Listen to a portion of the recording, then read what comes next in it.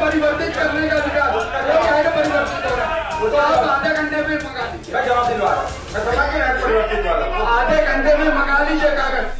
ये हल्ला गुल्ला करके ना इसको दबाने का प्रयास है, मेरे को जवाब चाहिए।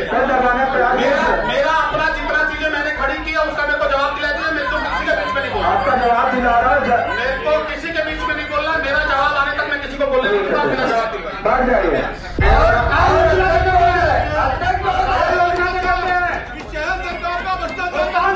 आपके पास सारा कुछ है। सरकार का फंडा है ये। अध्यक्ष नगर पालिका निगम मिलाएंगे, नगर निगम मिलाएंगे ये पूरी इस शहर के अंदर में जो भ्रष्टाचार हो रहा है। निगम का पैसा एजेंसी को देने का काम कर रहे हैं 2.5 करोड़ रुपए का। नगर निगम का महापौर परिषद का निर्णय अब वो ओपन क्यों नहीं कर रहे? पूरे पार्षद बोल रहे हैं चीज को। और नगर निगम में पैसा नहीं है बिजली बिल पटाने का। नगर निगम के हम कर्मचारियों का ESI PF नगर निगम का भुगतान कर्मचारियों का भुगतान नहीं कर पा रहे हैं। स्ट्रीट लाइट का बिजली बिल नहीं पटा पा रहे, मोटरों का बिजली बिल नहीं कर पा रहे।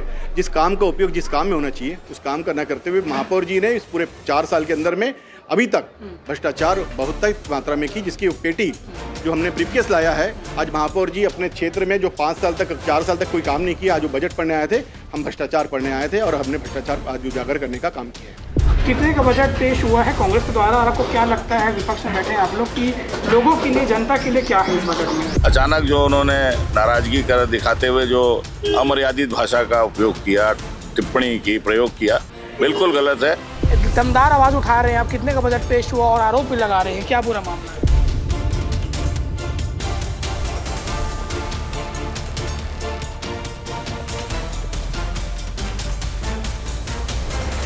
ट्रेलर आपने देख लिया होगा। ये ट्रेलर में जो हंगामा और बवाल हो रहा है भिलाई नगर पालिक निगम के अंतिम बजट में हो रहा था, क्योंकि शहर सरकार ने करीबन 800 करोड़ रुपए के बजट पेश करने का दावा किया।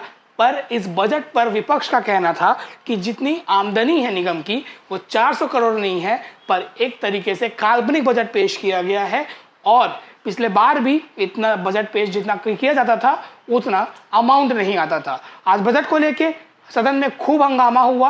पक्ष विपक्ष के द्वारा एक दूसरे पर आरोप लगाए गए। ये मामला शराब घोटाला से लेके अफीम कांड तक पहुंच गया और साथ ही जो नेता प्रतिपक्ष है भोजदास सिन्हा, भाजपा के पार्षद पीयूष मिश्रा सभी आक्रामक नजर आए। सबसे पहले महापौर नीरज पाल ने बजट पेश किया, फिर जब कई चीजों में अधिकारियों से जवाब मांगा गया, पेपर मांगे गए, तो अधिकारी इधर उधर की बात करने लगे, ढंग से जवाब भी नहीं दे पाए। इसके बाद महापौर को खुद बोलना पड़ा कि अधिकारियों से निवेदन है कि वो जो जवाब दे रहे हैं वो तथ्य के हिसाब से जवाब दे। और अंत में लंच के बाद जब 1 घंटा का स्थगन आया था, उसके बाद कुछ ऐसा हुआ जो किसी ने नहीं सोचा था। अपने उद्बोधन के दौरान कमिश्नर राजीव पांडे ने कुछ लोगों को या सभी सदन के लोगों को बुद्धिहीन बातें करके ऐसा संबोधित किया, जिसके बाद सब आग बबूले हो गए और सब उनके खिलाफ नारेबाजी करने लगे। इसके बाद महापौर नीरज पाल ने उनके खिलाफ एक प्रस्ताव जारी किया और साइन करने के लिए एक प्रस्ताव लाया, जिसमें सभी पार्षद साइन कर रहे थे। हालांकि कुछ खबर मिली थी कि भाजपा के लोग भी इसमें साथ दे रहे थे और एक साथ हो गए थे, पर हमने जब नेता प्रतिपक्ष भोजदास सिन्हा से बातचीत की तो उन्होंने कहा कि ऐसा नहीं है, हमने उनके शब्द से हमें आपत्ति है, पर हम उनको हटाने के लिए कोई भी ऐसे किसी में साइन नहीं किए हैं। आगे आप सुनिए कि नेता प्रतिपक्ष भोजदास सिन्हा क्या बता रहे हैं और पूरा मामला क्या है, और बाइट में राजीव पांडे कमिश्नर मेयर क्या कह रहे हैं और सदन के अंदर क्या कुछ हंगामा हुआ।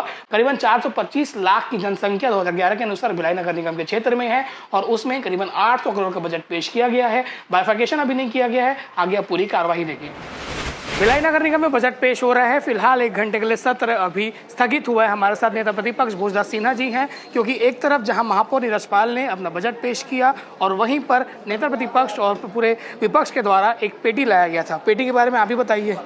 देखिए, नगर पालिक निगम भिलाई के विगत 4 वर्षों से इस शहर के महापौर के द्वारा और उनकी परिषद के द्वारा नगर पालिक निगम के मद का दुरुपयोग अपने महापौर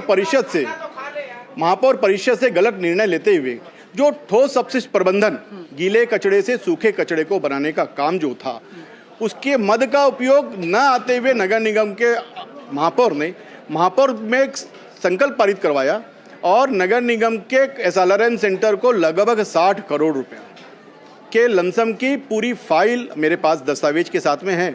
इन्होंने ठेकेदार को फ़ायदा पहुंचाने का काम किया, जबकि आप SLRM सेंटर की बात कर रहा हूं मैं, 2021 में पूरा भारतवर्ष कोविड काल में लॉकडाउन था।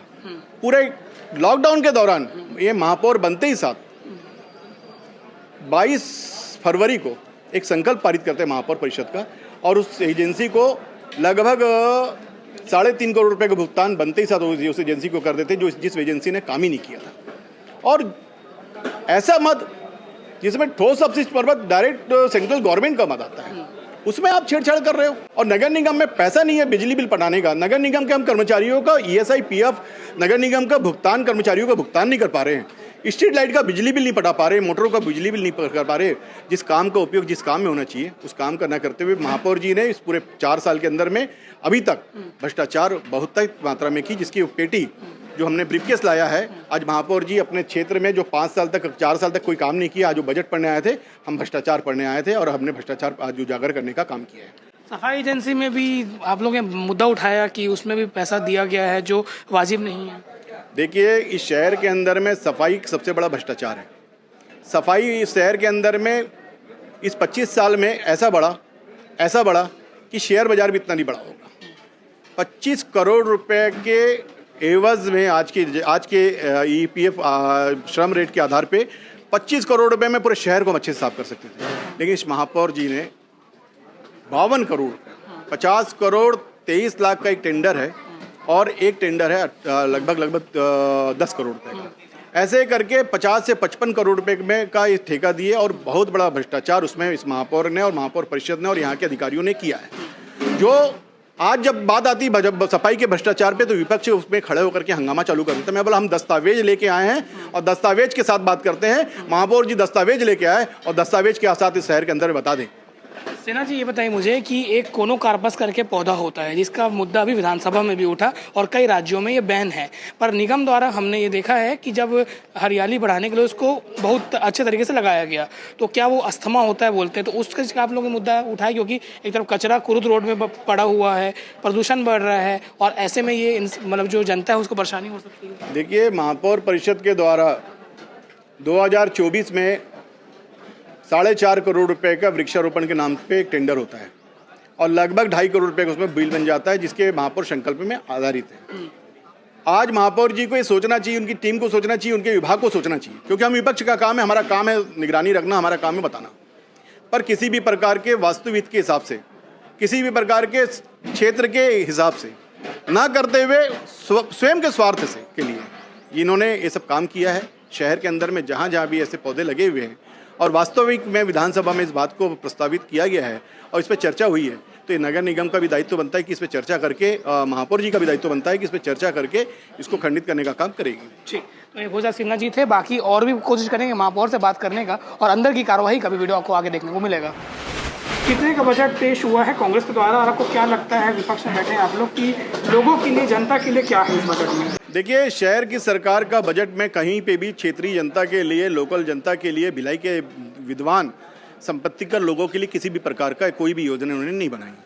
आज विपक्ष ने सदन के अंदर में इस बात को रखा कि नगर निगम के अंदर में पूरे जो 14 नगर निगम में जो पेनल चार्ज नहीं लगता है और सिर्फ भिलाई नगर निगम लेता है, आप पेनल चार्ज को मुक्त करिए।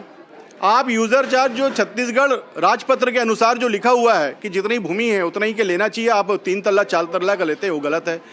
हमने आज मांग की है कि यहाँ पे निराश्रित, यहाँ के विधवा, परित्यक्ता, विकलांग लोगों को जो संपत्ति कर में 50% छूट है वो उनको छूट दी जाए। पर किसी भी प्रकार के इसमें कोई चर्चा न करते हुए आज हम लोगों ने मांग की है, शहर की जनता के लिए मांग की है और इसको पास करने का पूरा प्रयास हम करेंगे। नगर निगम भिलाई में आज बजट पेश किया जा रहा है। इसी साल होने वाला है चुनाव, उससे पहले ये बजट एक निर्णायक बताया जा रहा है। हमारे साथ पीयूष मिश्रा जी हैं, भाजपा के पार्षद, दमदार आवाज उठा रहे हैं। आप कितने का बजट पेश हुआ और आरोप भी लगा रहे हैं, क्या पूरा मामला है? देखिए, आरोप नहीं लगा रहा हूँ, जो आरोप सिद्ध है उनको यहाँ पर सार्वजनिक कर रहा हूँ। ये आरोप सिद्ध है जो मैंने लगाया, क्योंकि एक में भी किसी अधिकारी ने मेरे द्वारा बताए गए आरोप लगाए गए चीजों को गलत नहीं ठहरा पाया है, तो मैं आरोप नहीं लगा रहा हूँ। आरोप वो होते हैं जिनको सिद्ध ना किया जा सके। मैं तो जो सिद्ध आरोप है जो इन्होंने किया है उसको उजागर कर रहा हूँ। और आज सदन से जो भी संबंधित लोग हैं, क्योंकि नगर निगम के जनप्रतिनिधि होने के नाते इस नगर निगम का कहीं अहित होता है, आर्थिक क्षति पहुंचती है, तो ये मेरी जिम्मेदारी भी है। जो लोग भी, जो अधिकारी या स्थानीय सरकार के जो जनप्रतिनिधि इस अनियमितता में शामिल होंगे या नगर निगम को आर्थिक क्षति पहुंचाने वो दिखेंगे, उनके खिलाफ आज ये सदन कार्रवाई करेगा और हम लोग आज कार्रवाई करने के ही पक्ष में हैं। और मैं सारे सदन के सदस्यों से भी निवेदन करूंगा कि आज एक मुश्त होकर के गलत लोगों पर जिन्होंने अनियमितताएं की है उनके खिलाफ कार्रवाई करें। शिक्षा विभाग के बारे में बात हुई, बताया गया कि कलेक्टर के पास पावर होता है, आपने कहा कि कलेक्टर के पास पावर नहीं होता है, वो क्या बात है? देखिए, शिक्षा उपकर जो है वो शिक्षा उपकर हमको राज्य शासन ने एक पत्र के माध्यम से हमको आरोपित करने का, मतलब शहर पे लगाने का हमको अधिकार दिया। उसमें उन्होंने स्पष्ट किया है कि नगरीय निकाय क्षेत्र में आने वाले जो विद्यालय हैं, जो स्कूल हैं, शासकीय स्कूल, उन स्कूलों की आज बुरी स्थिति देख लीजिए आप। वहाँ शौचालय नहीं है, पेयजल की व्यवस्था नहीं है। तो ऐसे स्कूल जहाँ पर ये व्यवस्थाएं नहीं है, शिक्षा उपकर की राशि को उन्हीं पे खर्च करना है और इसीलिए वो कर आपको राज्य शासन ने आरोपित करने के लिए दिया है। उस राशि को उठा करके ये बंदर बाट कर रहे हैं, उस राशि का उपयोग कर रहे हैं, जबकि उस राशि का उपयोग आप किसी अन्य काम में कर ही नहीं सकते। ये एकदम उल्लेख है राज्य शासन के आदेश में है। वैसे ही फ्री होल्ड की राशि को लेकर के, वैसे ही नामांतरण की राशि को लेकर, वैसे ही नीलामी और निविदा के माध्यम से जो प्लॉट इन्होंने बेचे उसको लेकर भी निर्देश है। जो राज्य शासन के निर्देश है और जो आपके कानून में, अधिनियम में, जो कानून में जो चीज़ों का उल्लेख है, उससे बाहर जाकर आप कोई काम नहीं कर सकते। इन्होंने उसके बाहर जाकर के अनियमितताएं की और इस अनियमितता को लेकर आज इनके खिलाफ कार्रवाई करेंगे। ठीक है, हमारे साथ विधायक प्रतिनिधि अरोड़ा जी भी हैं, आप भी उठा रहे थे, बताइए क्या मतलब बजट कितने का, क्या हो पाएगा? नहीं, बजट तो पास करेंगे क्योंकि ये तो भिलाई के विकास की बात है। बजट हम पास करेंगे, संशोधन करेंगे, लेकिन बात ये है कि आप हेड कैसे परिवर्तित कर दोगे और जिस हेड का बजट है उस हेड में ही आपको खर्चा करना है। आप मन मर्जी से अधिकारी डायरेक्ट कैसे कर सकते हैं, बात ये उठ रही है। इसका जवाब नहीं दे पाया अधिकारी? नहीं दे भी नहीं पाएंगे। ये एक अनियमितता बोल सकते हैं, गलत इनके है। अधिकारी कोई उस बजट का मालिक नहीं है, बजट का मालिक सामान्य सभा है। अगर चेंज करना है हेड को तो सामान्य सभा चेंज करेगी या गवर्नमेंट करेगी। ये कौन होते हैं उसमें बदल कर और ठेकेदारों की पेमेंट करने वाले, ये बात है। भिलाई निगम से आप बड़े अरसों से जुड़े हुए हैं, सभापति भी रह चुके हैं, तो क्या आप ये बजट कितने का क्या देख रहे हैं कि हो पाएगा? पब्लिक के लिए अच्छा है ये? नहीं, पब्लिक के लिए उतना अच्छा नहीं है। अभी संशोधन करेंगे तो अच्छा ले आएंगे, अभी तो अच्छा नहीं है, अभी तो मिला जुला है। तो जो हम लोग देखेंगे एक एक चीज, जैसे भोजराज जी ने उठा दिया कि विधवा, महिला, विकलांग, उनको संपत्ति कर में छूट है, ये तो बिल्कुल क्लियर कट बात है। जो एक्ट में लिखा है वो चीज नहीं आ रही तो क्या मतलब है? इसको सुधार के जनता के हित में कर देंगे ताकि जनता को भी लगे कि नगर निगम के भाजपा सरकार के जो पार्षद हैं, जो विपक्ष में बैठा हुआ है, वो उसको संशोधन किया। बताइए भैया, बजट पास हुआ कि क्या हुआ, क्या निर्णय? देखिए, क्यों है आयुक्त को लेकर? देखिए, आज इस कार्यकाल की लगभग 4.5 साल हमारा ये कार्यकाल हो चुका है और आज ये लास्ट बजट इस कार्यकाल का था।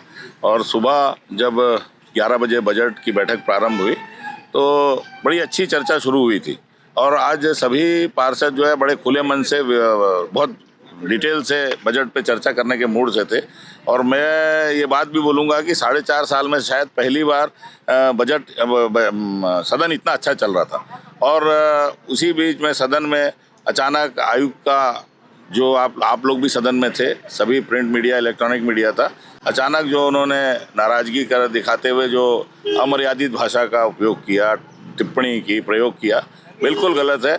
सभी वहाँ सदन में जितने लोग थे सभी सम्मानित लोग थे। 70 पार्षद जो थे वो भी जनता से चुन के आते हैं, सभी सम्मानित पार्षद थे, पक्ष के भी थे, विपक्ष के थे, और सबने आज एक राय होकर इस अमर्यादित भाषा का विरोध किया और निंदा प्रस्ताव पारित करते हुए ये निर्णय किया कि इसको हम लोग शासन को भी भेजेंगे। और शासन, क्योंकि शासन हमारा गार्जियन है, निश्चित रूप से हमको पूरा भरोसा है शासन इस पर कार्रवाई करेगा और ऐसे अमर्यादित भाषा का प्रयोग करने वाले, ऐसे अति बुद्धिमान कमिश्नर से हमको बचाएगा, हमको पूरा विश्वास है। क्योंकि जो भाषा उन्होंने इस्तेमाल की वो आप लोग सबसे आपने देखा है और वो उन्होंने पूरे सदन को एड्रेस करते हुए बोला है। पर्टिकुलर किसी एक के लिए बोलते तो हम सोचते कि चलो ठीक है, उससे कोई बात होगी, और बात कुछ नहीं थी।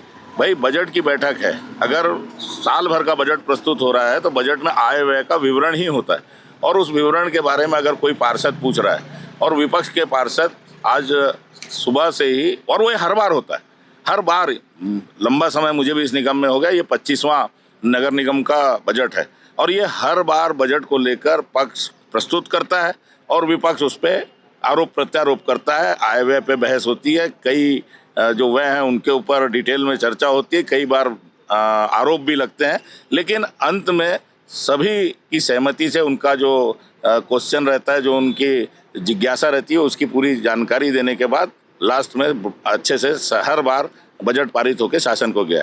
लेकिन ये पहली बार है कि जैसे ही उनसे बात की गई, उसमें विपक्ष के एक पार्षद हमारे साथी उनसे वह जो उन्होंने किया है अपने नियमों से बाहर जाके, नगर निगम अधिनियम की जो हमारा जो प्रावधान उससे बाहर जाके शासन के निर्देशों को नहीं मानते हुए, अगर किसी मद में अगर कोई पैसा है तो उसके लिए गवर्नमेंट के इंस्ट्रक्शंस बहुत क्लियर रहते हैं किस मद का पैसा है और वो किस रूप में खर्चा होगा, किन किन मर्दों में खर्चा होगा। उन सब चीज़ों की अवहेलना करते हुए लगातार पिछले साल, सवा साल, 1.5 साल से आयुक्त लगातार इस तरीके के रवैये अपनाए हुए थे। उस बात को लेकर आज एक पार्षद ने जब क्वेश्चन किया तो अचानक भड़क गए कि आप लोग बुद्धि से बात करिए, आप लोग बजट से बाहर बात कर रहे हैं। अरे आय व्यय की चर्चा ही तो कर रहे हैं बजट में, और क्या बात कर रहे हैं? अगर आय व्यय की चर्चा बजट में नहीं करनी तो बजट लाने का भी क्या मतलब है? आज बजट पास हुआ कि नहीं हुआ? उसके बाद आयुक्त के खिलाफ निंदा प्रस्ताव पारित करके जो हम शासन को भेजेंगे, उसके बाद हम सभी ने मिलकर सर्वसम्मति से बजट पारित किया। सर, आज सामान्य सभा में आपके खिलाफ में सारे पक्ष विपक्ष एक होकर निंदा प्रस्ताव लाने की बात कर रहे हैं। किस तरह का पूरा विवाद हुआ और उनका आरोप है कि आपने सबको बुद्धिहीन कहकर संबोधित किया? नहीं, ये कहना गलत है। अभिलेख में है सारी चीज़ें, जो भी माननीय सदस्यों ने प्रश्न उठाए थे सभी का समाधान पर उत्तर दिया गया है। मुख्य रूप से 3-4 बातें उनके द्वारा उठाई गई। पहला, एक आपत्ति किया गया कि संचित निधि से जो भी व्यय किया जा रहा है वो सामान्य सभा में क्यों नहीं लाया गया। तो संचित निधि से केवल एक व्यय किया गया है, जो सेवानिवृत्त अधिकारी कर्मचारियों का ग्रेजुटी और अवकाश नकदीकरण का राशि भुगतान के लिए। ये 2018 से राशि लंबित थी और चूँकि इसमें निगम के पास पर्याप्त निधि उपलब्ध नहीं थी तो मेरे द्वारा महापौर परिषद में इसको लाया गया था और महापौर परिषद के संकल्प और नगर निगम से पत्र प्रेषित कर राज्य शासन से हमने अनुमति प्राप्त की और 2018 से जो कर्मचारी, सेवानिवृत्त कर्मचारी भटक रहे थे, उन सबको हमने राशि उनका उपलब्ध कराया है। तो प्रमुख रूप से ये आपत्ति थी कि सामान्य सभा में क्यों नहीं लाया गया। सामान्य सभा में बैठकें साल में 2-4 बार ही हो पाती हैं और ज़्यादातर हंगामे की भेंट चढ़ी रहती है।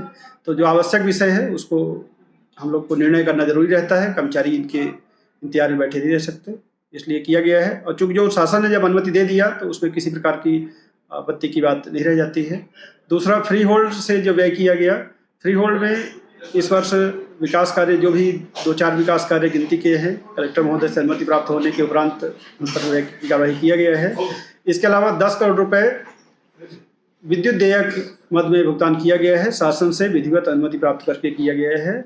और विद्युत व्यवस्था अनिवार्य व्यवस्था है और CSPDCL की ओर से लिखित में भी नोटिस थे, शासन की ओर से निर्देश थे कि अगर राशि नहीं जमा किया जाएगा तो कनेक्शन काटने की कार्रवाई हो जा सकती है।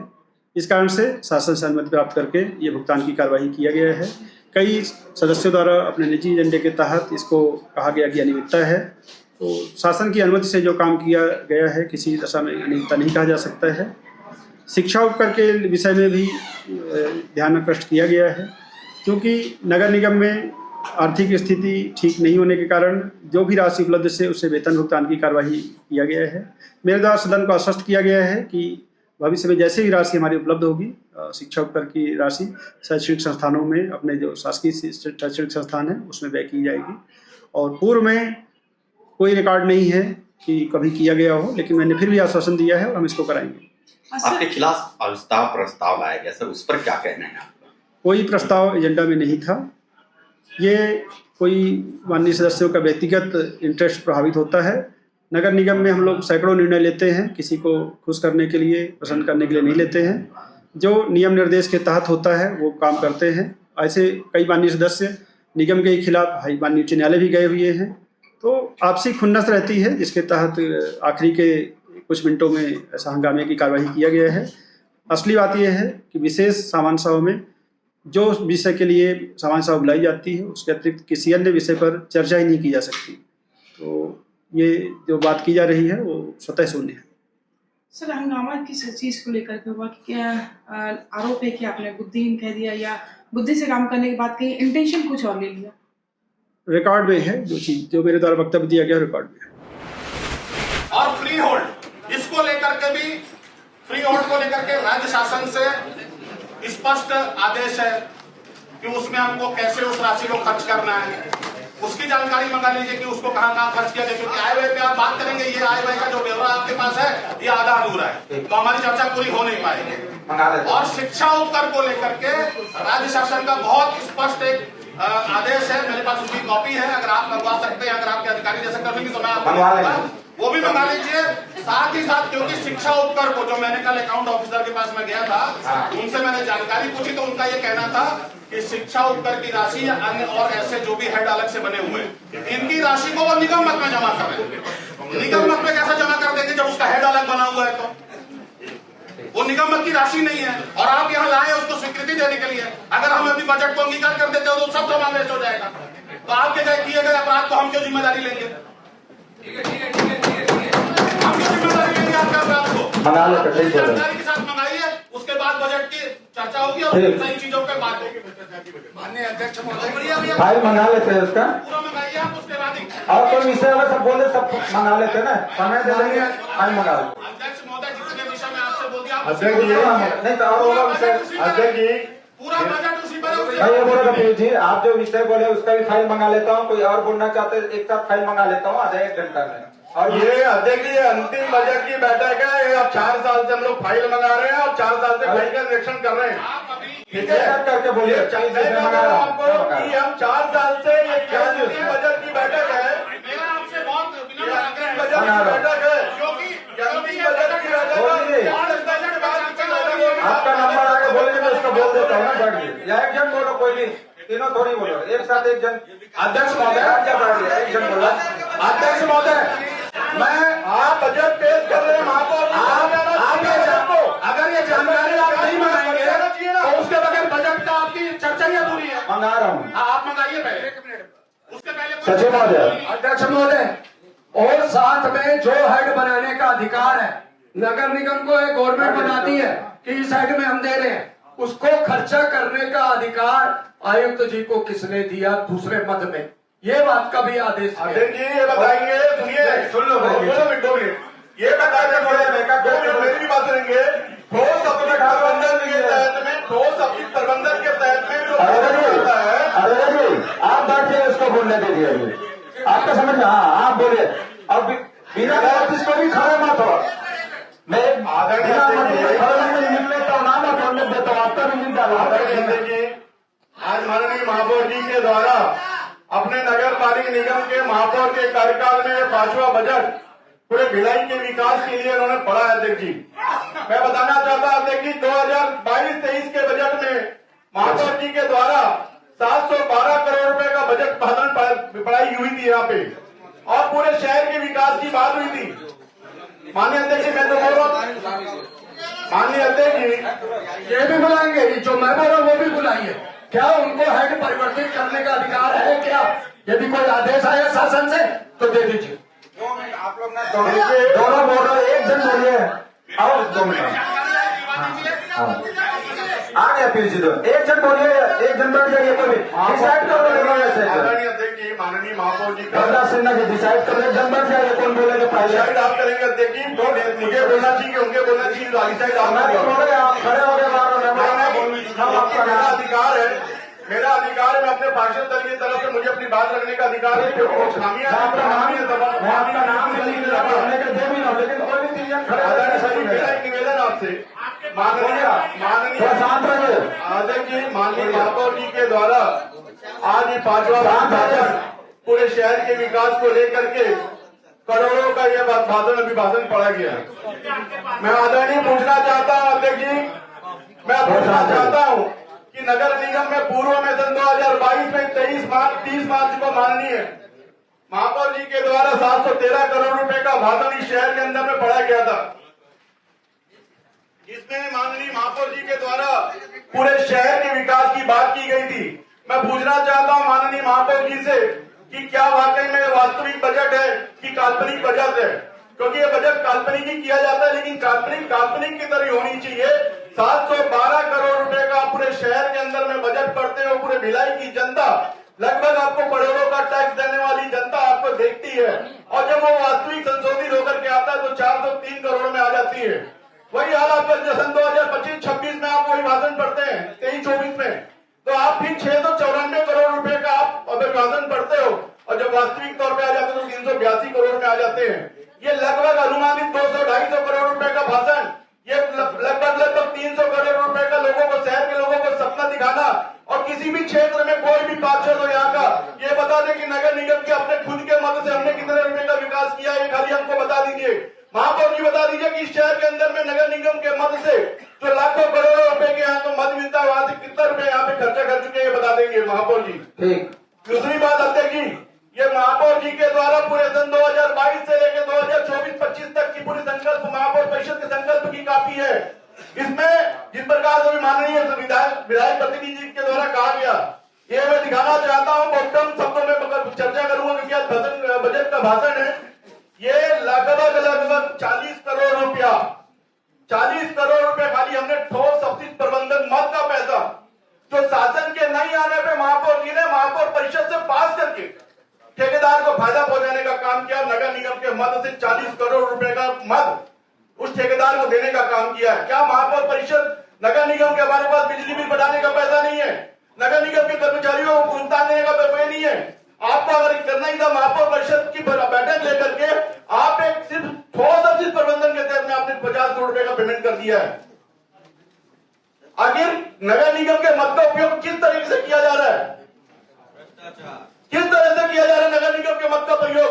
भाई साहब 2 मिनट चाहूंगा, मैं निवेदन करता हूँ सामान्य अकाउंट अधिकारी से कि आप बताएंगे क्या नगर निगम के मद का पैसा ठोस अपशिष्ट प्रबंधन के अंदर कर सकते हैं क्या?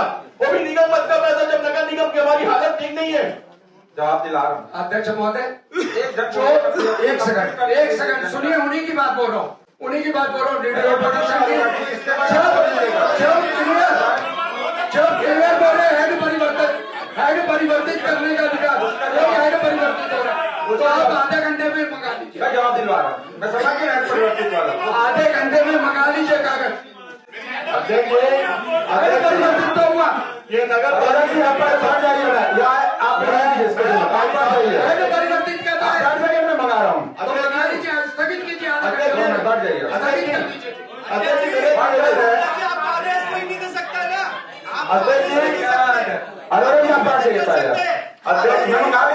मेरी बात पूरी होने दीजिए, आपकी बात पूरी होने इसलिए बोल रहा हूँ। आप बात करेंगे कोई चलो।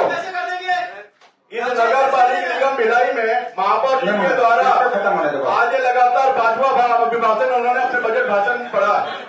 क्या मिला नगर निगम के 1,04,000 संपत्ति कर आईडी वाले को? कौन सा लाभ मिल गया नगर निगम के रहने वाले यहाँ के आईडी वालों को? आपने पूरे 5 साल के अंदर में यहाँ के लोगों को कैसा कौन सा मद का उपयोग करते हुए दे दिए हैं? करोड़ों रुपए का राजस्व आपका देते हैं। अध्यक्ष जी, इसमें आपके भाइयों मिलेगा है, जो विधवा महिला होगी, जो विकलांग होगी, जो परित्यक्ता होगी, उनका संपत्ति कर 50% माफ है। क्या संपत्ति कर 50% माफ है? घोषणा की है आपने? अध्यक्ष मेरा निवेदन है, मैं चाहता हूं कि यहाँ रहने वाले लगभग 4,25,000 जो मतदाता यहाँ निवास करते हैं, क्या इस अभिभाषण में महापौर जी ने उनके लिए कुछ पढ़ा क्या? आप संपत्ति कर के नाम पे डबल पैनल चार्ज ले रहे हो, आप संपत्ति कर के नाम पे डबल चार्ज ले रहे हो। पूरे नगर निगम की 14 नगर निगम में सिर्फ भिलाई नगर निगम में है जो लगभग 7 करोड़ रुपए पैनल चार्ज लेता है। आप उससे भी राहत नहीं दे पाए, लोगों को डबल चार्ज ले रहे हो। आप ठोस अपशिष्ट प्रबंधन के तहत में करोड़ों रुपए लेते हो। क्या आप छत्तीसगढ़ राज्य पत्र के उसमें लिखिए पढ़िए क्या लिखा हुआ? पूरे छत्तीसगढ़ में नहीं है, जो हमारे यहाँ पे है। 1000 स्क्वायर फीट का मकान है, उसमें अगर 3 तल्ला बना 3000 स्क्वायर फीट का यूजर चार्ज ले रहे हैं आप उनसे। आप भिलाई के लिए बड़े क्या बता दीजिए आप खाली भाषण में कि भिलाई की जनता को अपने 5 साल के अभिभाषण में क्या दे दिया है? संपत्ति कर तक आप उनको जो 50% आपका पायलट बोलता है, आपका पायलट बोलता है, और वही यहाँ इंजीनियरिंग चलाने वाला आदमी 50 करोड़ रुपए का संपत्ति का नहीं पटाया है, जो आपने पिछले बार भी कहा था होना चाहिए। भिलाई की गरीब जनता के आपके विभाजन में कुछ समझ में नहीं आया, जब आपने पढ़ा कि यहाँ के लोगों को क्या देना चाहिए, क्या फायदा नहीं देना चाहिए। अध्यक्ष जी, ये आखिरी कार्यकाल है, हमारा भी आखिरी बजट बैठक है, होगा शायद इस बार है अगली बार नहीं होंगे। लेकिन मेरा निवेदन है कि शहर के ऊपर में जो आर्थिक जो अधिभार आ रहा है पेनल चार्ज का, ये सदन के साथी सभी के वार्ड में है मामला, सभी पार्षदों के साथ में लगा हुआ है, सभी संपत्ति करदाता यहाँ पे डबल अधिभार दे रहे हैं। एक तो आपका अधिभार दे रहे हैं, दूसरा पेनल चार्ज दे रहे हैं। मैं आपसे आग्रह करता हूँ, देखिए माननीय महापौर जी से आग्रह करता हूँ, सभी पार्षदों से आग्रह करता हूँ, क्योंकि सबके वार्ड का मामला है। 1,04,000 आईडी है यहाँ पे, आप उनका पेनल चार्ज इस बजट बैठक में हम विपक्ष के लोग आपसे आग्रह करते हैं कि उसको माफ किया जाए। दूसरी बात देखिए कि विधवा, परित्यक्ता, विकलांग बच्चों का यहाँ पे 50% का संपत्ति कर माफ है। 50% संपत्ति कर आपका बायलॉग बोलता है, लेकिन आपके लोग पूरा पैसा लेते हैं। आप उसको बंद करिए, उनको छूट दीजिए, आप उनको जो वाकई उनको भी मिलना चाहिए बजट, इसमें बायलॉग में लिखा हुआ आपके भाषण है। बजट की बात है तो बजट में चर्चा होगी।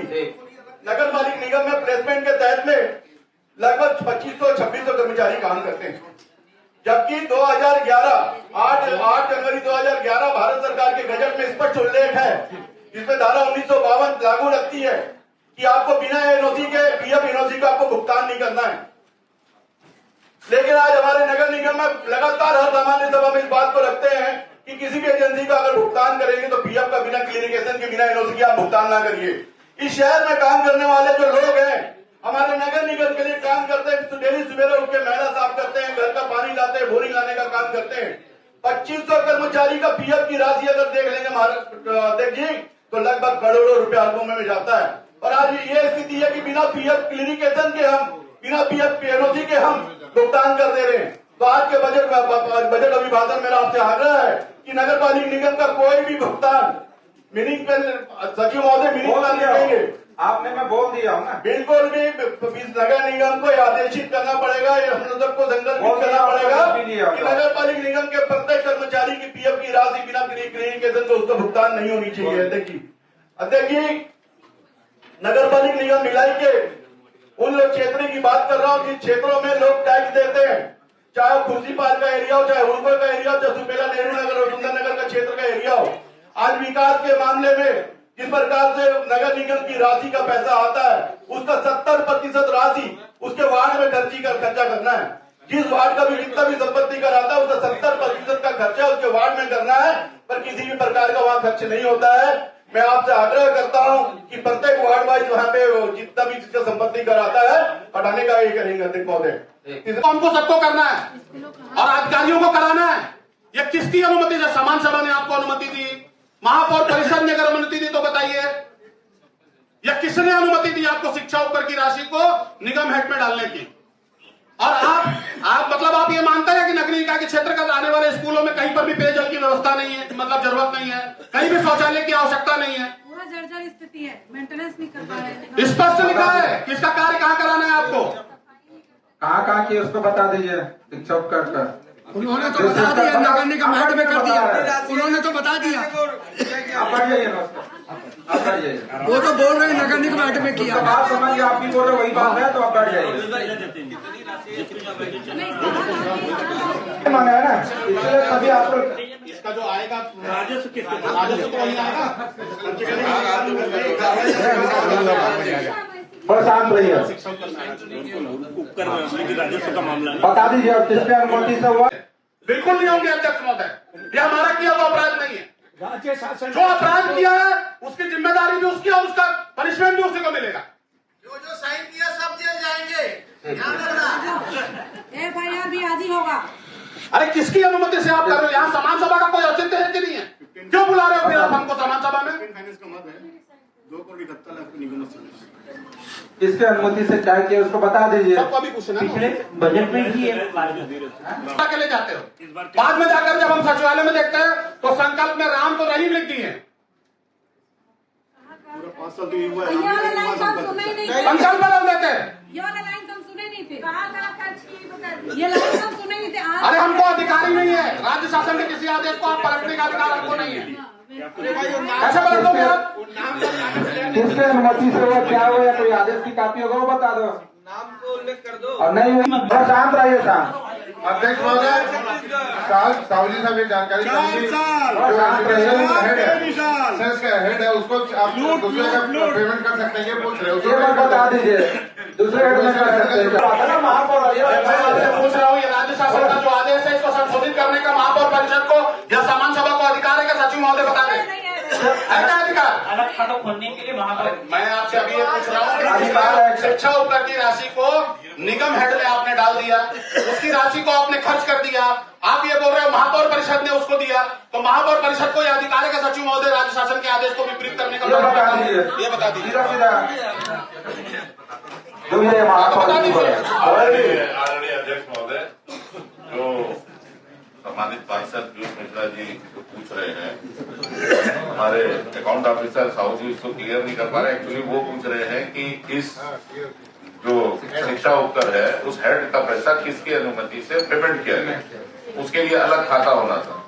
जब ये बात अभी बजट जब MIC में आया तो हम लोगों के संज्ञान में बात आई, तो हमने उसको स्पष्ट बजट पुस्तिका में इसका उल्लेख किया है कि जो जिस मत का पैसा है, चाहे वो शिक्षा उपकर हो चाहे मूलभूत हो, आज भी अखबारों में कुछ अखबार में आया है कि हमारे नगर निगम का लगभग 2.25 करोड़ रुपए राज्य शासन ने भेजा है मूलभूत का, जो उनको क्षतिपूर्ति का पैसा आता है। लेकिन क्षतिपूर्ति की राशि में भी लगातार इसके बारे में संज्ञान में लाने के बाद भी क्षतिपूर्ति का पैसा जो मूलभूत के रूप में हम लोगों को मिलता है वार्डवार, उसका दुरुपयोग होता रहा। ये निश्चित है कि जो शासन का गाइडलाइन है, शासन का दिशा निर्देश के, उसके अनुरूप ना तो महापौर परिषद कोई निर्णय कर सकती है, ना सामान्य सभा कर सकती। तो वो जो बात बोल रहे हैं उसको हमने इस बार बजट बुक में लिखवाया है। इसके पहले का जो था उसके लिए कोई मत नहीं था अलग से, उसको इस बार हमने अलग खाते के लिए लिखवाया है। बाकी अगर कैसे हुआ क्या हुआ वो आयुक्त महोदय और हमारे अकाउंट ऑफिसर बता सकते। 2 मिनट, महापौर का सीधा पिछले देश की सरकार है, जीरो टॉलरेंस की सरकार है, भ्रष्टाचार की सरकार है, पिछले देश की सरकार जीरो टॉलरेंस की सरकार है। कार्रवाई कर दो ना, अभी तो अध्यक्ष महोदय ये हल्ला गुल्ला करके ना इसको दबाने का प्रयास है। मेरे को जवाब चाहिए। मेरा अपना जितना चीजें मैंने खड़ी की है उसका मेरे को जवाब दिला दीजिए। मेरे को किसी के बीच में नहीं बोलना। आपका जवाब दिला रहा है। मेरे को किसी के बीच में नहीं बोलना। मेरा जवाब आने तक मैं किसी को बोलने नहीं दूंगा। मेरा जवाब दिलवाइए। बैठ जाइए, इसका जवाब दे दीजिए। शांत रहिए। हमारे पार्षद महोदय पीयूष मिश्रा जी ने और शांत रहिए, सुन लीजिए। विधायक अरोड़ा जी सुन लीजिए जो बातें उठाई है। पहला उसमें विषय है शिक्षा उपकर वाला। निश्चित रूप से ये 2% राशि शिक्षा संबंधित कार्यों में ही व्यय किया जाना है और नगर पालिक निगम भिलाई के आयुक्त के रूप में मैं ये स्पष्ट करना चाहूंगा, आगे जो भी शिक्षा उपकर की राशि है तो शिक्षा संबंधित कार्यों में ही व्यय की जाएगी। दूसरा जो विषय मिश्रा जी ने उठाया है कि पूर्व में क्यों नहीं किया गया है, तो जो सर्कुलर का हवाला माननीय पार्षद महोदय दे रहे थे, तो शासन के बाद ध्यान में मेरी ये बात है कि ये नहीं हो पा रहा है। उसका एकमात्र कारण ये है कि हमारा जो स्थापना व्यय है नगर पालिक कर्मचारियों के वेतन भत्ते में पिछले वित्तीय वर्ष में 93 करोड़ 78 लाख का व्यय था इसमें, और हमारी इतनी आय नहीं हो पाती कि हम पूरी ये राशि व्यय कर पाए और अपनी आय से वेतन भत्ते हम पूरे दे पाए। इस कारण से ये स्थिति निर्मित हुई है।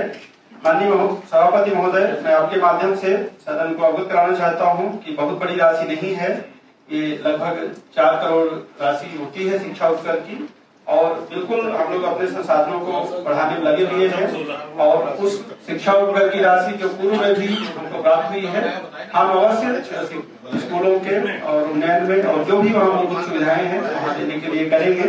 मुख्य बात है राशि होनी चाहिए और मैं इस सदन का भी सहयोग इसमें चाहूंगा कि हम अपनी आय कैसे बढ़ाएं कि अपने कर्मचारियों को वेतन देने के बाद भी हमारे पास राशि बचे जिससे विकास के कार्यों में उसको उपयोग कर सके। तो जो पूर्व का जो 4 करोड़ लगभग राशि का बात है, जरूर उसको शिक्षा के संबंधी कार्यों में खर्च करेंगे और हम लोग लगातार अपने राजस्व को बढ़ाने के लिए कोशिश कर रहे हैं। अभी भिलाई स्टील प्लांट से हमको 3 करोड़ 13 लाख रुपए भवन अनुज्ञा का प्राप्त हुआ, क्योंकि बीते कई दशकों से भवन अनुज्ञा के नाम से चांदी नहीं मिला था।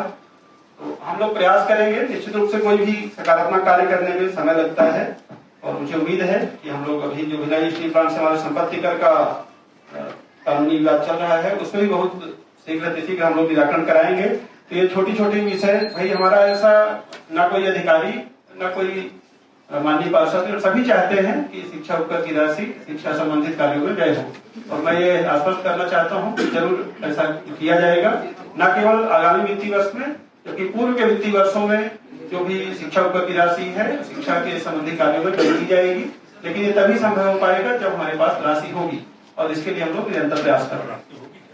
दूसरा विषय उठाया गया था कि जो प्लॉट ऑक्शन का पैसा है वो कहाँ व्यय हुआ है। तो क्योंकि नगर पालिक निगम संचालित होता है, निगम आप हैं, आप सब हैं, हम सब हैं, और सामान्य सभा जो पारित करती है निर्णय उसी के अनुसार हम लोग कार्रवाई करते हैं। अब इसमें जो मैंने बताया कि कर्मचारियों का व्यय है और सफाई, मुख्य रूप से दो व्यय हमारे हैं, और दोनों ही एकदम आवश्यक प्रगति के हैं। अगर सफाई बाधित होगी पूरे शहर पे उसका दुष्प्रभाव पड़ता है। इसी कारण से क्योंकि नगर निगम आयुक्त के रूप में मेरे पर जिम्मेदारी होती है कि हम उसको बिना किसी बाधा के संचालित करें, तो हम जब कोई रास्ता नहीं होता तो हम लोग एक अग्रिम के रूप में हमने उस प्लॉट ऑक्शन की राशि का उपयोग किया है। लेकिन मैं ये भी बताना चाहूंगा कि हमने उसको वापस भी किया है, जैसे राशि उपलब्धता होती है हमने वापस किया है। वो सब दस्तावेजी अभिलेख है, सभी जागरूक माननीय सदस्यगण उसको देख ले सकते हैं। जैसे अभी मैंने उल्लेख किया कि भवन अनुज्ञा से 3/13 की जो राशि प्राप्त हुई है उसको हम लोग उसी खाते में वापस करने के लिए मैंने निर्देश किया है, और यथाशीघ्र वो वापस भी हो जाएगी। तो जैसे, और दूसरा एक और विषय है इसमें कि जो सर्कुलर में लिखा हुआ है एडिटर 4 में कि उसका जमा राजस्व मद और नगर पालिक निगम मद में आनुपातिक रूप से किया जाएगा। क्योंकि आनुपातिक शब्द अस्पष्ट है, इसके लिए हमारे द्वारा राज्य शासन से मार्गदर्शन भी मांगा गया है और पत्र लिखा गया है शासन को कि ये राशि राजस्व मद में किस अनुपात में जमा किया जाना है और कौन से शीर्ष में जमा किया जाना है चालान के माध्यम से। तो जैसे ही वो जानकारी आ जाएगी हम अवश्य वो राशि शासन के आदेश अनुसार चालान के माध्यम से जमा कराएंगे। जी महोदय, और भी कोई विषय कि निविदा नीलामी का जो आदेश हुआ था वो उसकी जमा राशि जो है, जो आपके अधिकार क्षेत्र के राज्य शासन को जो देना है उसकी तो बात ही नहीं कर रहा हूं, आपके पास भी जो राशि रहनी है उसका खर्च और योजना आप कैसे बनाओगे ये विभाग आपको बताएगा। विभाग मतलब नगरीय प्रशासन विभाग, आप नहीं, हमारा राजस्व विभाग नहीं बताएगा हमको, नगरीय प्रशासन विभाग आपको बताएगा कि उस राशि को आपको कहां खर्च करना है और उसके लिए क्या कार्य योजना बनानी है। आपने एक बार भी विभाग से पूछा कि ये राशि हमारे पास है तो हमको इसको कहां खर्च करना है और इसके लिए क्या कार्य योजना, और अगर किया है तो आप थोड़ा पत्र मंगा लीजिए, सदन में मंगा लीजिए, पत्र स्पष्ट हो जाएगा कितना पत्र लिखा गया, क्या जवाब आया है, मंगा लीजिए। अगर होगा तो नहीं हो तो जवाब दे दीजिए। स्पष्ट लिखा है उसमें कि विभाग के द्वारा आपको निर्देश, विभाग के निर्देश अनुसार आप उसको मंगा लीजिए पत्र, रही तब तो मंगा ही। उसकी कंडीशन 4 मैं एक बार पूरा पढ़ देता हूँ। उसमें इतना ही लिखा है कि भूखंडों के अंतरण से प्राप्त राजस्व अनुपातिक रूप से नगर पालिक निगम मद और राजस्व मद में जमा कराया जावे, और वो शासनादेश का पालन करने के लिए हम लोग तत्पर हैं। और जैसे ही मार्गदर्शन हमको मिल जाएगा कि इस अनुपात में जमा किया जाना है, हम बिल्कुल जमा करा देंगे उसको शासनादेश का पालन करते हुए। हो सकता है इसके लिए हमको अपडेट का पालन अवश्य कराया जाएगा। मार्गदर्शन की प्रतीक्षा है। जो व्यय हुआ है केवल 2 कार्यों में व्यय हुआ है। पहला उसमें शीर्ष है व्यय का जो कर्मचारियों के उपादान की राशि थी, अवकाश नकदीकरण की राशि थी, केवल उसमें व्यय हुआ है नंबर 1। और दूसरा राज्य शासन के आदेश से विद्युत देयक के भुगतान में व्यय किया गया है। 2 के अलावा कोई तीसरा व्यय की राशि से नहीं किया गया है, ये शासनादेश के अनुसार। बाकी उसमें कलेक्टर महोदय को पावर है और कुछ विशेष कार्यों के लिए उनके द्वारा जो अनुमति दिया गया है उसके अनुसार कार्रवाई की गई है। फिर गलत जवाब अध्यक्ष महोदय, मैं फिर से बता रहा हूँ कि कलेक्टर साहब को यहाँ कोई अधिकार नहीं है। अधिकार सामान्य सभा को स्पष्ट कर दीजिए, बहुत स्पष्ट कर लीजिए, किसी कानूनी सलाहकार को बुला करके। कलेक्टर महोदय को तब अधिकार है जब वो प्रशासक के रूप में यहाँ नियुक्त होंगे। जब हमारी समान सभा यहाँ पर अस्तित्व में तब कलेक्टर को अधिकार नहीं है, सारे अधिकार समान सभा को है। गलत जानकारी दे रहे हैं या पूर्ण जानकारी आप बुलाइए किसी जो कानून को जानता होगा। कलेक्टर महोदय को तब अधिकार है जब हमारा कार्यकाल खत्म हो जाएगा और वो प्रशासक के रूप में यहाँ नियुक्त होंगे। सामान्य सभा के बाद केवल अगर अधिकार है तो राज्य शासन को है, किसी को अधिकार नहीं। गलत बात है, अधूरी जानकारी है। माननीय सभापति महोदय, जो फ्री होल्ड के गैर संबंधी निर्देश है, मैं लेखाधिकारी को जो लिखा है कोई पढ़ सकता है। माइक दे दीजिए, माइक मंगा रहे हैं ना।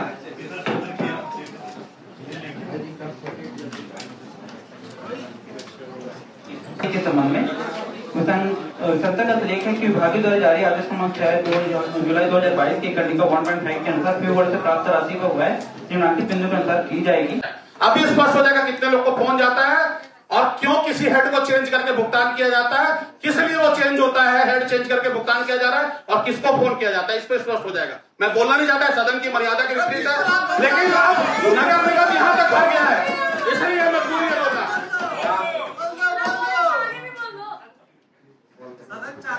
और वो सारे पाप का बोझ जो है वो हम सब ढो रहे हैं, हम किसी के पाप को नहीं ढोएंगे। मंगा लिए ना, प्रस्तुत होता है, अकेले में दिखाओ, थोड़ा शांत रहिए, उसको भी बोलने दीजिए। बजट इसलिए प्रस्तुत होता है कि शहर का विकास हो, शहर की साफ सफाई हो, बिजली की व्यवस्था हो, पानी की व्यवस्था हो, और हमारे जितने भाई हैं, जनता के द्वारा जितने जनप्रतिनिधि चुन के आए हैं, ये एक आवेदन देते हैं जीरो, क्योंकि पार्षद बनने के बाद एक उनको सिल लगाने का अधिकार मिल जाता है जो जनता देती है। उस जनता की मांगों को लेके वो पार्षद कमिश्नर साहब को, महापौर की को, जहां भी उसकी जो विभाग है वहां पे आवेदन लगाता है, उसके हिसाब से प्रस्ताव बनते हैं। प्रस्ताव में मेरे पास में एक राजपत्र जारी हुआ है, उसमें एमआईसी और सामान्य सभा का पावर का उल्लेख किया गया है कि फाइलें कैसे चलेंगी। और शासन को जाना है, उसमें कहीं भी उल्लेख नहीं है कि उसको सामान्य सभा के थ्रू आदरणीय अध्यक्ष महोदय सदन में रख देता। आदरणीय अध्यक्ष महोदय, ये नगर निगम अभी 2 दिन से नहीं चल रहा है और संबंधित अधिकारी जो जवाब दे रहे हैं इतना गैर जिम्मेदारी वाला जवाब है जिसको मेरे को मैं तो सोच के परेशान हूँ। आज से राज्य शासन को किसी निविदा का हम नहीं भेजते, सालों से ये प्रक्रिया है कि महापौर परिषद के अधिकार क्षेत्र का जो मामला है उसकी स्वीकृति महापौर परिषद देगी। महापौर परिषद के अधिकार क्षेत्र के ऊपर का मामला जो है वो सामान्य सभा के आएगा और राज्य शासन के अधिकार क्षेत्र का जो मामला है वो महापौर परिषद और सामान्य सभा में होता हुआ राज्य शासन को जाएगा। ये आपके आदेश में नहीं लिखा है, ये हमारे अधिनियम में लिखा हुआ है। थोड़ा शांत रहिए। और कोई भी राज्य शासन का आदेश, कोई भी राज्य शासन का आदेश अध्यक्ष महोदय हमारे अधिनियम को क्रॉस नहीं करता है। ये स्थानीय सरकार है, ये सामान्य सभा जो है इस पूरे क्षेत्र का यहीं से संचालन होगा। राज्य शासन हमारे अभिभावक के रूप में है, हमारे अधिकारों का आनंद करने के लिए नहीं है। हमारी आपत्ति होगी राज्य सरकार। अध्यक्ष महोदय, मैं संबंधित अधिकारी से भी पूछना चाहता हूँ, राज्य शासन से जो आदेश प्राप्त हुआ है उसमें स्पष्ट उल्लेख है क्या सामान्य सभा से कार्यों की स्वीकृति नहीं जाएगी? 3 करोड़ से ऊपर उसके लिए आप कोई कार्रवाई नहीं कर पाते हैं। अध्यक्ष महोदय,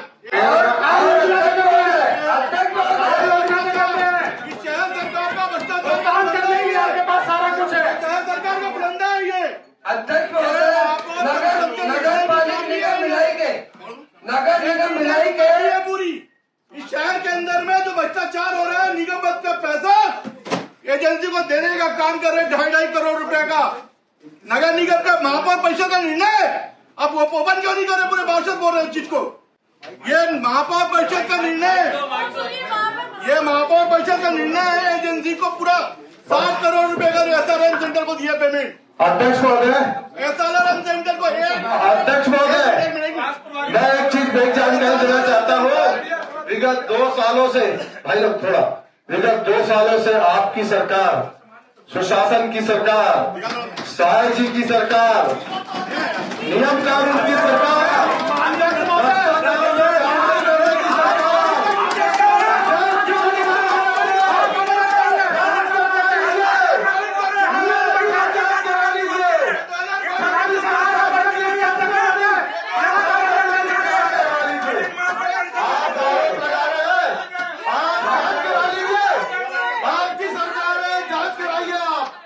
हम तो चाह रहे जांच कराइए, अभी हम सहमत है। आप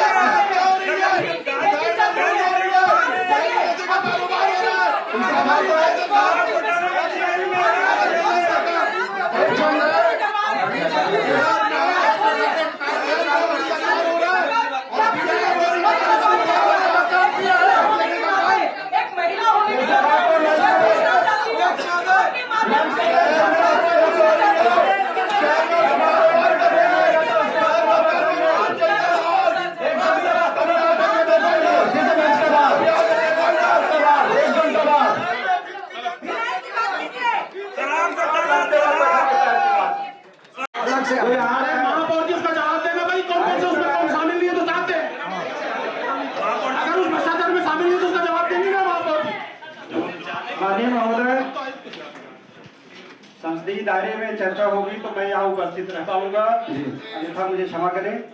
पहली बात तो ये है कि विशेष सभा है ये बजट के लिए, बात किस विषय में करना है और निजी एजेंडा कोई चलाए तो भगवान उनको क्षमा करे। ऐसे है भगवान समझ करेगा अध्यक्ष महोदय, व्यक्तिगत बात किया जाए, व्यक्तिगत बात किया जाए, कोई व्यक्तिगत नहीं है अध्यक्ष महोदय। सभा में जो चीजें आई है सामने इसी का जवाब लोग नहीं दे पाए हैं, इसे इसको लाया गया है और ये हमने सर्वसम्मति से पास किया है। शासन को करना होगा करेगा, नहीं करना होगा नहीं करेगा, क्योंकि पूरे पार्षदों ने बैठ के प्रेस कॉन्फ्रेंस ली, आरोप लगाया है। महोदय, पहली बार अभी आयुक्त पदनाम का जिक्र किए हैं, इसलिए मुझे बात सुनकर अपना पक्ष रखना। देखिए, बहुत प्रसन्नता की बात है कि हमारे सभा में बढ़ चढ़कर चर्चा हो रही है, लेकिन थोड़ा सा बुद्धिपूर्वक चर्चा हो और संसदीय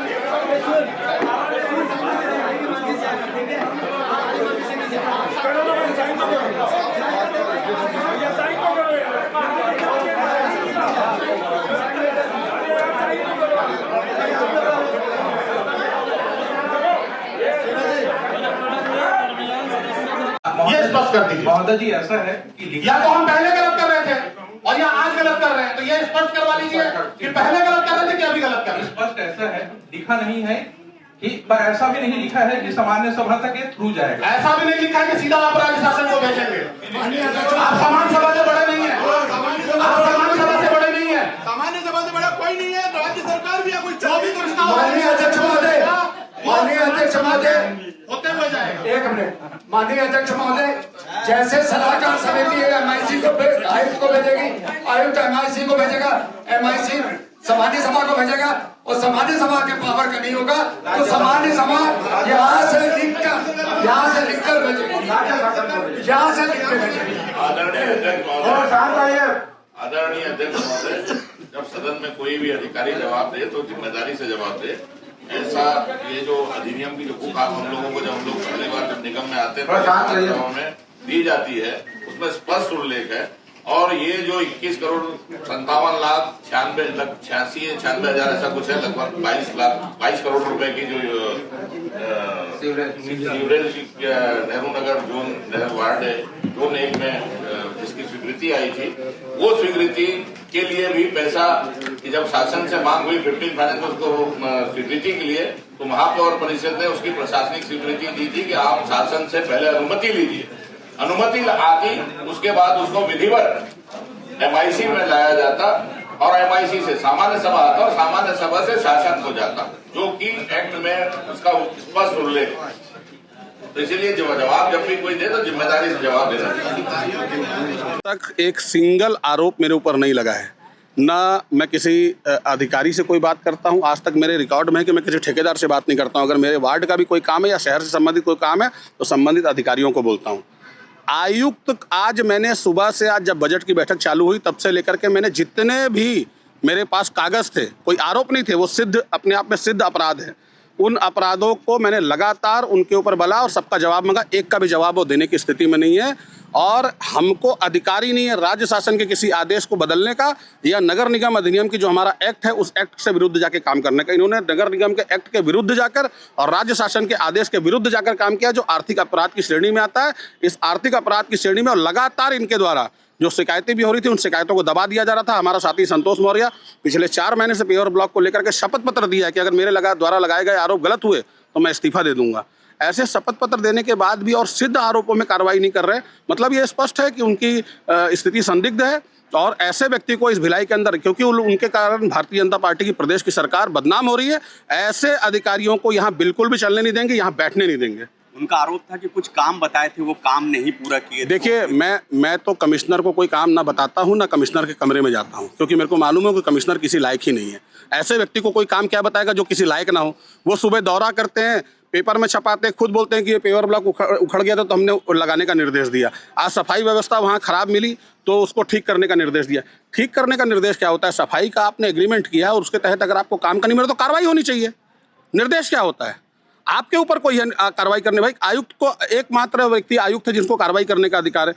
अगर आपको सफाई व्यवस्था अच्छी नहीं मिली तो आप कार्रवाई कीजिए। आपको पेवर ब्लॉक कहीं गलत मिला आप कार्रवाई कीजिए। आप बोलते हैं हमने ठीक कराने का निर्देश दिया। अरे निर्देश क्या होता है? आप खुद संदिग्ध हैं। आप खुद जो प्रेस नोट आप भेजते हैं उस प्रेस नोट में आप एक तरफ लिखते हैं कि हमने निर्देश दिया और कार्रवाई करने का अधिकार आपको, तो कार्रवाई करेंगे कि निर्देश देंगे? ठीक है। और सारे आरोप सिद्ध हैं। कोई आरोप वो होते हैं जिनको सिद्ध ना किया जा सकते। मैंने जितनी चीजें उठाई एक का भी जवाब उनके पास नहीं था। हेड चेंज करने का आपको अधिकार नहीं है। शिक्षा उपकर की राशि स्कूलों को, शासकीय विद्यालयों को ठीक करने के लिए, उनमें पेयजल की व्यवस्था बनाने के लिए, शौचालय की व्यवस्था के लिए और स्कूल में मेंटेनेंस के लिए काम आनी चाहिए। इसके अतिरिक्त आप उस राशि को कहीं खर्च नहीं कर सकते। आपने किससे पूछ के कर दिया? किसने आपको अधिकार दिया? फ्री होल्ड की राशि के भी निर्देश है। यही आयुक्त की कि इसके पहले भी ऐसा होता था? नहीं, अभी तो इस आयुक्त ने जो अति की है ऐसा तो कभी नहीं हुआ। लोगों ने निंदा प्रस्ताव लाया है। नहीं, निंदा प्रस्ताव नहीं लाया हमने। धारा रही कि आपने ऐसा आयुक्त ने क्या कह दिया कि आप सब भड़क गए? नहीं, निंदा प्रस्ताव तो बाद में लाया सारे पार्षदों ने, क्योंकि दल और राजनीति अलग जगह है। लेकिन पार्षद के रूप में हम एक परिवार के साथ हैं, तो उनको शायद सत्ता पक्ष के लोगों को भी उनकी जो अमर्यादित भाषा थी, क्योंकि भाषा की मर्यादा सभी को रखनी चाहिए। हम भी सदन में कई बार आवेशित होते हैं, उत्तेजित होते हैं, लेकिन हम अपनी भाषा की मर्यादा को नहीं। कमिश्नर जैसे पद पे बैठे व्यक्ति को अपनी भाषा की मर्यादा का अगर ज्ञान नहीं है तो वो कितना समझदार है उनको मालूम होना चाहिए। और सबसे बड़ी चीज़, हमने धारा 54 के तहत जो प्रस्ताव लाया, ये छत्तीसगढ़ के प्रदेश में पहली बार होगा कि किसी आयुक्त के खिलाफ पूर्ण बहुमत से अविश्वास प्रस्ताव लाया गया उसको हटाने के लिए।